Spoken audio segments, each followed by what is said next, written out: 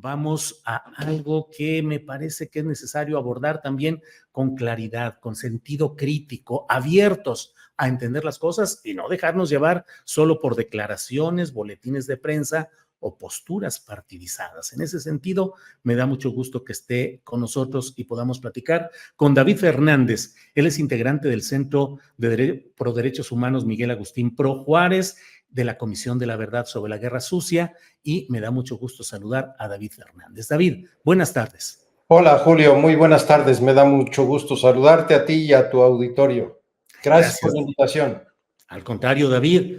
David, te busqué porque me parece que la tuya es una voz muy atendible y con todo el peso de los años que llevas dedicado a estas tareas de defensa de los derechos humanos, para preguntarte qué opinas sobre lo que ha dicho ayer y hoy el presidente de la República respecto a organizaciones defensoras de derechos humanos, en el sentido de que muchas de ellas lucran con el dolor y específicamente estos comentarios encuadrados en la postura del presidente de la República en defensa de las investigaciones sobre el caso Ayotzinapa hechas por su gobierno y que, según la acusación de otros organismos, entre ellos el GIEI, pero no solo él, implican una amplia y evidente protección hacia la impunidad de las fuerzas militares en México. David, ¿qué opinas?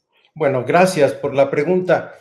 Entiendo que el presidente esté molesto con los grupos de derechos humanos y particularmente quienes han acompañado o quienes hemos acompañado a las familiares de los estudiantes desaparecidos de Ayotzinapa, porque es natural que los grupos de derechos humanos, independientemente de cualquier consideración de carácter político, confronten a las autoridades que son, por definición, quienes pueden violar derechos humanos. Los particulares cometen crímenes, delitos y son perseguidos por las autoridades policíacas, civiles, judiciales, etcétera. Pero solo las autoridades, en su función en cuanto tales, cometen violaciones a los derechos humanos, y es a los grupos de derechos humanos a quienes nos toca hacer estos señalamientos y procurar que se ponga remedio a los mismos. Y esto lo hemos hecho desde hace 35 años, y entonces son inexactos e indebidos los señalamientos en contra de grupos como el Tlachinolan, por ejemplo. Es verdaderamente increíble que se acuse a un centro de derechos humanos de la montaña más pobre de Guerrero, encabezado por el maestro Abel Barrera, que se mantiene de dar clases en la Universidad Pedagógica Nacional, que se les acuse de lucrar con el dolor de las personas. El Centro de Derechos Humanos, Miguel Agustín Pro, en su caso, es llevado e impulsado por la Compañía de Jesús, que no tiene afanes de lucro. Y también está Serapaz, un organismo que se ha caracterizado desde hace muchos años por acompañar víctimas, por tratar de mediar entre distintos conflictos, desde el conflicto del zapatismo en el 94 en Chiapas, que se han destacado por esta labor. Entonces,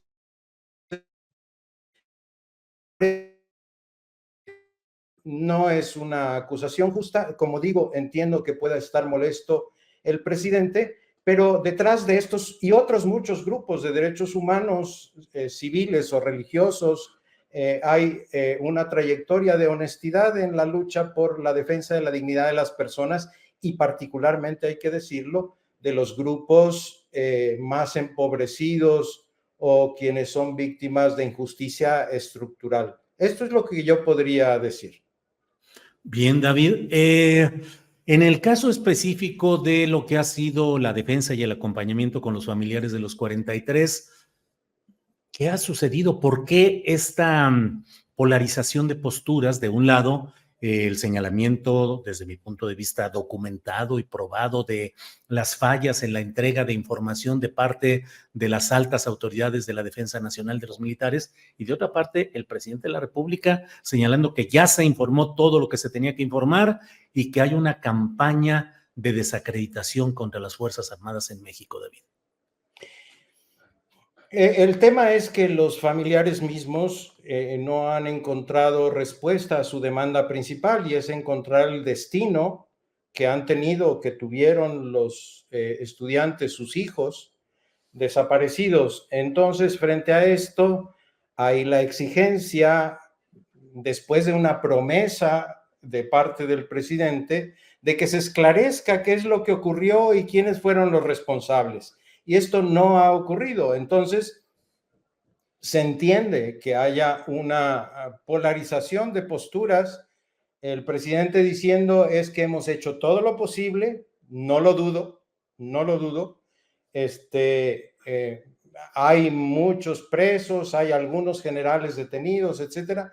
Pero por otro lado, la afirmación indiscutible de parte de los familiares y de quienes los acompañan de que el tema no está resuelto. No sabemos qué ocurrió con los estudiantes y no sabemos quiénes fueron los responsables. Y en esto ha tenido que ver, está documentado, como bien señalas, la opacidad del ejército y de su actuación en aquella noche y en lo que vino después durante la construcción de la así llamada verdad histórica. Entonces, me parece que lo que hay que procurar entender es que son legítimas eventualmente las posturas y que tendríamos que acercarlas poniendo en el centro a las víctimas. Eso es lo, no poniendo en el centro al ejército, ni a los aparatos de inteligencia, ni de seguridad del Estado, sino a quienes han sido víctimas de estas atrocidades y de las consecuencias que ha ocasionado en una comunidad muy amplia, entre las que estamos todos y todas los mexicanos. David, centramos muchas veces la atención, obviamente y de manera mediática, en los casos más notables, como es en específico el de Ayotzinapa, porque es absolutamente inaudito y inaceptable lo que ahí sucedió. Pero, ¿qué tanto ha avanzado la violación o la defensa de los derechos humanos en nuestro país en los últimos años, David?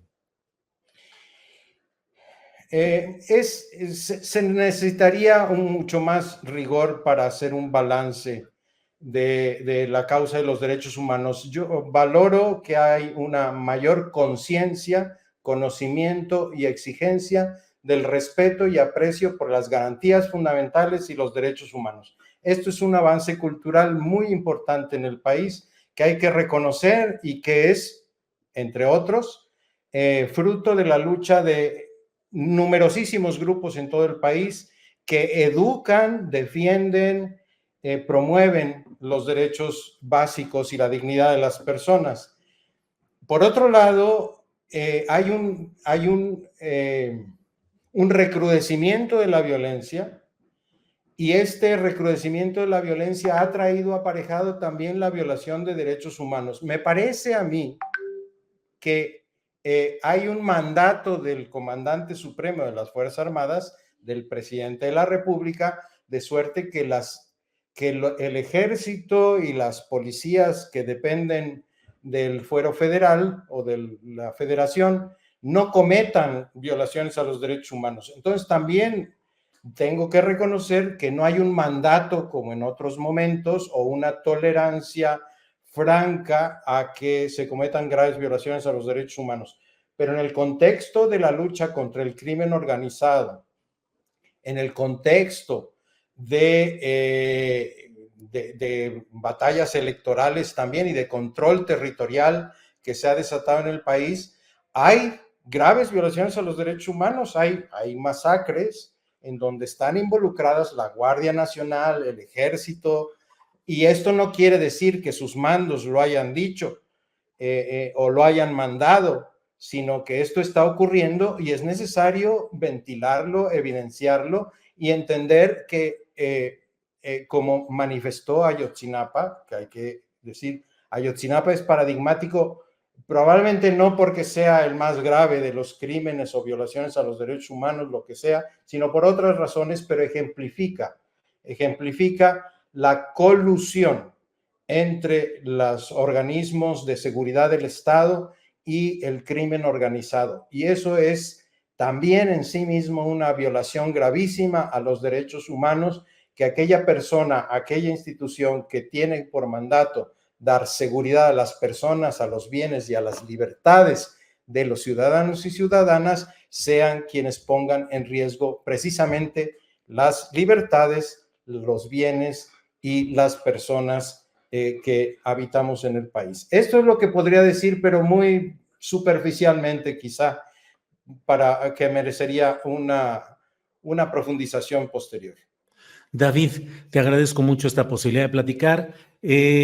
Quisiera ir cerrando preguntándote por qué es necesario para satisfacer preguntas y planteamientos incluso del chat en nuestro programa, que cómo se van creando estos grupos o estos comités que van defendiendo derechos humanos, cómo se financian y hay indicios en algunos de ellos que correspondan a intereses políticos partidistas o a afanes de lucro, David. Estos grupos nacieron a finales de las décadas de los 80 y nacieron confrontando a regímenes como el PRI y como el PAN.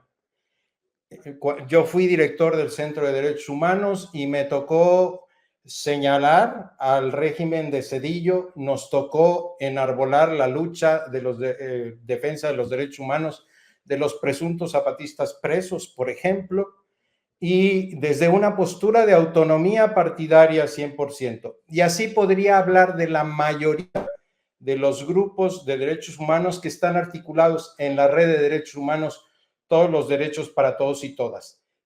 Por esos grupos yo meto la mano al fuego, la verdad. Ha habido otros grupos que han pasado por la historia y que se han muerto, que han lucrado efectivamente con la lucha de los derechos humanos o que han sido utilizados para empujar causas contrarias a los derechos. Es paradójico. Contrarias a los derechos de las mujeres, por ejemplo, o de la diversidad sexual.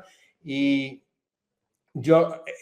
¿cómo se financian? Generalmente estos grupos se financian por la cooperación internacional y por grupos de religiosos, religiosas que dedican tiempo, dinero, personas a este tipo de esfuerzos. Pero también, generalmente, quienes forman parte de estos grupos, y de nuevo puedo poner ejemplo del Tlachinolan, meten dinero quienes son parte de estos grupos, porque generalmente no alcanza para la nómina. Pero esto es lo que yo diría, y de ninguna manera pienso yo que haya un sesgo de carácter político partidario. Por supuesto que hay postura política en favor de la igualdad, en favor de los derechos para todos y todas.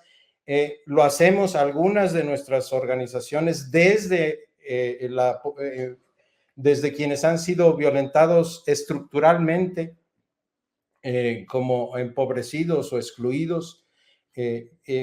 Y esa es una postura política, por supuesto, pero nunca afiliados a un partido político, ni hemos sido, ni hemos permitido, ni nunca se ha utilizado un organismo de derechos humanos como un instrumento partidario que yo conozca. Conocí un caso de un grupo que pasó a mejor vida.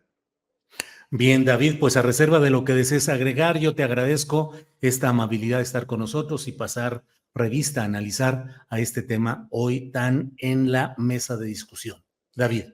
Te agradezco. Un último comentario. En este sentido, los grupos de derechos humanos no somos opositores al régimen actual.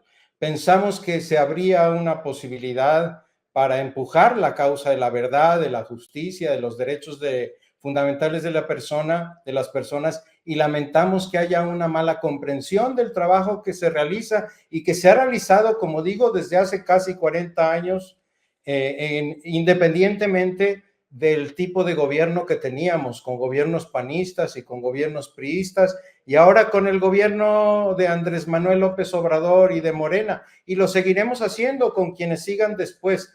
Esa es una vocación de servicio y es una causa de la ciudadanía como tal, en la medida en que mejoremos la cultura cívica de los derechos humanos, habrá mejores condiciones de vida, de trabajo, de libertad para todos y todas.